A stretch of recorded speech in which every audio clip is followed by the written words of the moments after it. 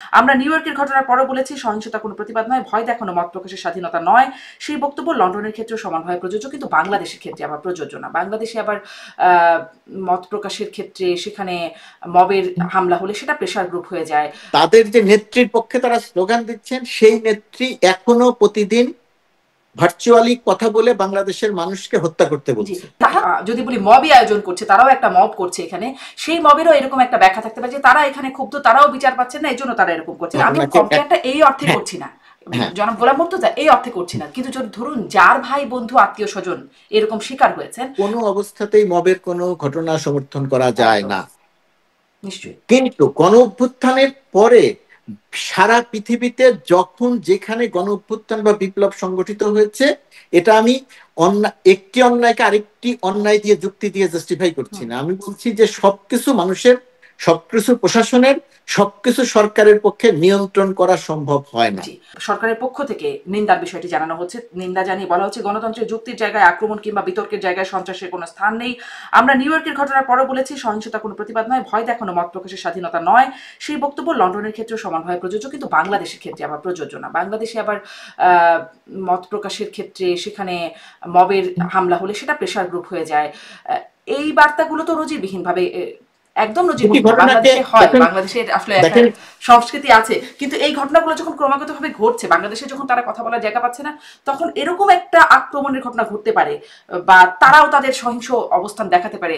এটা কি আপনারা মানে ধারণা করতে পারেননি? ধারণা না, এটা দুটি ঘটনাটাকে আমার মনে হয় একসঙ্গে মেলানো ঠিক হবে না। বাংলাদেশের ঘটনা একসঙ্গে আর এখানকার ঘটনা একসঙ্গে মেলানো ঠিক হবে না। বাংলাদেশের আইন শৃঙ্খলা পরিস্থিতি, বাংলাদেশের রাজনৈতিক পরিস্থিতি, বাংলাদেশের যে গণ অভ্যুত্থান, বাংলাদেশের যে বিপ্লব, বাংলাদেশের যে পুলিশ সেনাবাহিনী বিজিবির সম্মিলিতভাবে গুলি করে মানুষ হত্যা, এইরকম ঘটনা তো পৃথিবীর সব দেশে ঘটে না, মার্কিন যুক্তরাষ্ট্রেও ঘটে না। এটা নজিরবিহীন ঘটনা যে কনসুলেট আক্রমণ করা হবে। আর বাংলাদেশের কথা এই কারণে এটা নজিরবিহীন ঘটনা, আগে কখনো এটা ঘটে নাই। শেখ হাসিনা যখন প্রধানমন্ত্রী ছিলেন, শেখ হাসিনা যখন এখানে আসতেন তখনও প্রতিবাদ হতো, আপনি জানেন খুব ভালো করে, প্রতিবাদ হতো। কিন্তু সেই প্রতিবাদে আপনি দেখাতে পারবেন না যে শেখ হাসিনা যে হোটেলে ছিল সেই হোটেলের দরজা ভাঙা হয়েছে। শেখ হাসিনা কনসুলেট অফিসে গেছে বা শেখ হাসিনা ওয়াশিংটন এম্বাসিতে এসেছে, সেখানে এসে দরজা ভাঙা হয়েছে, আপনি সেটা দেখাতে পারবেন না। সেখানে শেখ হাসিনা ওয়াশিংটন এম্বাসিতে এসেছেন কোনো প্রোগ্রামে, সেখানে নির্দিষ্ট একটি জায়গা ঠিক করে দেওয়া হয়েছে, সেখানে প্রতিবাদ করেছে। আপনি বলছেন যে দেশে যখন কথা বলার অধিকার নাই, মব আছে। দেখেন, দেশে গণ অভ্যুত্থানের পরে 5 আগস্টের পরে অনেকগুলো ঘটনা ঘটেছে, যে ঘটনাগুলো ঘটা আপনার কাছে যেমন অস্বাভাবিক, আমার কাছেও অস্বাভাবিক। আপনি যেমন মনে করছেন যে এই ঘটনাটা কেন ঘটলো, আমিও মনে করছি যে এই ঘটনাটা কেন ঘটলো বা এই ঘটনাটা ঘটানো। লাশ থেকে, কবর থেকে লাশ তুলে পুড়িয়ে ফেলবে, পৃথিবীর কোনো মানুষ এটা সমর্থন করতে পারে না। কিন্তু এই ঘটনাগুলো বাংলাদেশে ঘটেছে। আর অনেকগুলো ঘটনার কথা আপনি বলতে পারবেন যে ঘটনাগুলো উচিত হয় নাই, যেগুলো কোনো ঘটা উচিত হয় নাই।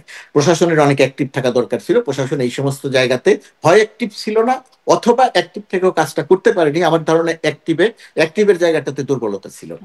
আর তারা কথা বলতে পারছে না, আমাদের এই বাস্তবতা ভুলে গেলে চলবে না। মাত্র 1 বছর আগে তারা হাজার দেড়েক মানুষকে হত্যা করেছে। হত্যার পরিপ্রেক্ষিতে বাংলাদেশের মানুষ তাদেরকে দেশ থেকে বিতাড়িত করেছে। তাদের ভেতরে যে ক্ষোভ, মানুষের ভেতরে যে ক্ষোভ, বিক্ষুব্ধতা, সেটা এখনো রয়ে গেছে। সেরকম একটা জায়গাতে তারা যখন কোনো একটা কর্মসূচি দিতে যাবেন, তার বিরুদ্ধে একটা বিক্ষুব্ধতা প্রকাশ হবে, অথবা প্রশাসন সক্রিয়ভাবে তাদের সেটাকে প্রতিরোধ করবে।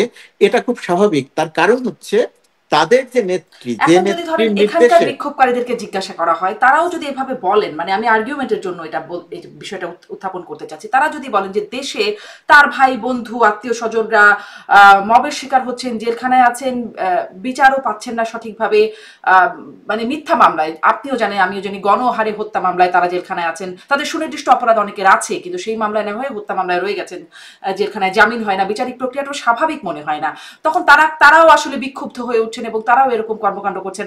মানে ক্ষোভের বহিঃপ্রকাশ বা মবের যদি ব্যাখ্যাটা এরকম হয়, তাহলে এখানেও তো তারা এভাবে ব্যাখ্যা দিতে পারেন।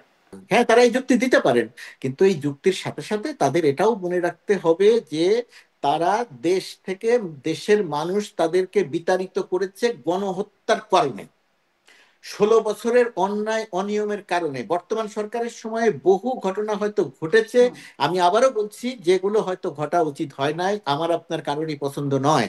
আমি সরকারের অংশ হয়েও আমার বহু কাজ আছে যেগুলো মনে করছি যে ঘটা হয়তো উচিত হয় নাই।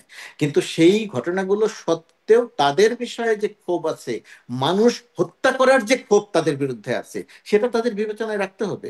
বিচারিক প্রক্রিয়া চলছে, অনেককে হয়তো অনেক হত্যা মামলায় গ্রেপ্তার করা হয়েছে, এর জন্য বা আরো অনেকে সময় লাগবে, সময় দিতে মবের হবে। হামলা হয়েও মানে মবের শিকার মবের হয়েও হামলা একটা হত্যা গণ মানে অভ্যুত্থানের হত্যাকাণ্ডের কোনো শিকার হতে হয়েছে। অবস্থাতেই, দেখেন, কোনো অবস্থাতেই মবের কোনো ঘটনা সমর্থন করা যায় একদম, না।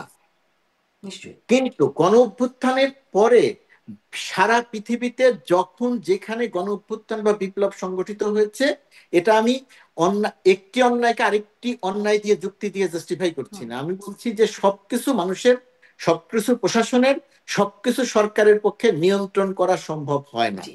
আমিও শুধুমাত্র এই কথাই বলছিলাম যে এই যেই যুক্তিটা মানে বাংলাদেশে দেয়া হচ্ছে, যেখানে এখানে যারা মবের যদি বলি মবই আয়োজন করছে, তারাও একটা মব করছে এখানে, সেই মবেরও এরকম একটা ব্যাখ্যা থাকতে পারে যে তারা এখানে ক্ষুব্ধ, তারাও বিচার পাচ্ছেন না, এই জন্য তারা এরকম করছেন। আমি আপনাকে তাদের মাথায় রাখতে সুনির্দিষ্টভাবে হবে, তাদের মাথায় রাখতে হবে যে দেশে তারা যে দলটির পক্ষে কথা বলছেন, তাদের যে নেত্রীর পক্ষে তারা স্লোগান দিচ্ছেন, সেই নেত্রী এখনো প্রতিদিন ভার্চুয়ালি কথা বলে বাংলাদেশের মানুষকে হত্যা করতে জি, বলছে। তারা তো সেটি তারা মনে করছেন না, সেই মানে নেত্রী, তারা তো সেটি না মনে সেই করছেন না নেত্রী জনগণ। এখনো প্রতিদিন, সেই নেত্রী এখনো প্রতিদিন যারা বিপ্লব সংগঠিত করেছে তাদেরকে ফাঁসি দেওয়ার অভিপ্রায় ব্যক্ত হুম, করছেন।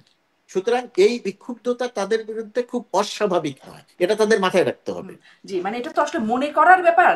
এক একজনের ফিল এক এক রকমের।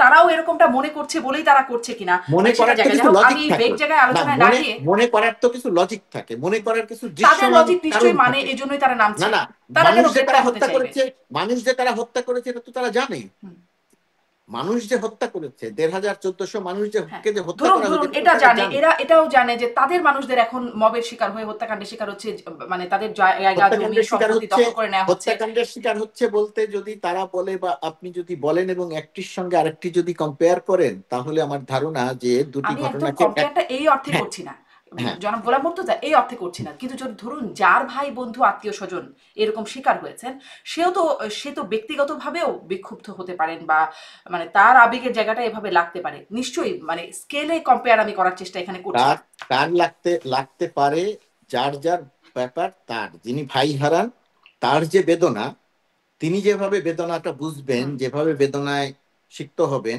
আমি বা আপনি সেটা হব না।